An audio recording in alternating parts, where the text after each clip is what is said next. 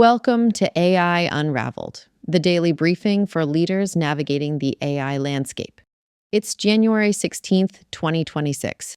Today, we're tracking four major shifts: Google's data moat, a rebellion in the chip market, the death of the focus group, and the new battleground for intellectual property. Etienne, let's start with Google. They're moving aggressively on a concept they've branded personal intelligence. Indeed, Anna. And for our audience, this is the critical strategic play to understand.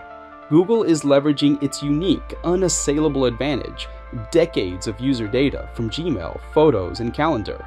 This personal intelligence isn't just a smarter assistant, it's an economic moat built on data that no startup and, frankly, no competitor can replicate. It's the ultimate login, forcing a stark trade-off between privacy and utility that most users will implicitly accept for convenience. And while Google deepens its data moat, we're seeing a revolt in the hardware layer it's built on. Two signals this week point to a fracturing of the chip landscape. First, OpenAI's major compute deal with Cerebras, and second, confirmation that China's Zhipu AI is training its latest foundation models entirely on Huawei's Ascend chips. Precisely, this is the beginning of a strategic push for what can only be called hardware independence. For the better part of a decade, building cutting-edge AI was synonymous with buying Nvidia GPUs. This is no longer the case. For enterprises, it's about de-risking supply chains. For nations, as we see with China, it's a matter of sovereign capability. The monolithic hardware stack is breaking apart.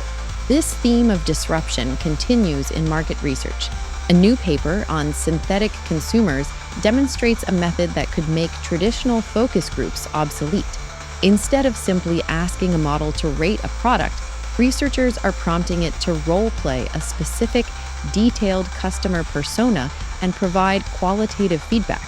It's a fundamentally more effective approach. You're not getting a number, you're getting a simulated conversation.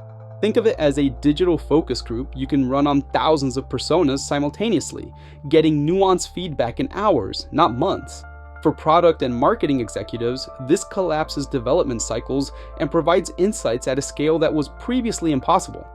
Finally, this brings us to the input layer for all of these systems, the data and the people behind it. We have two landmark events. First, actor Matthew McConaughey has successfully trademarked his voice as a unique digital likeness.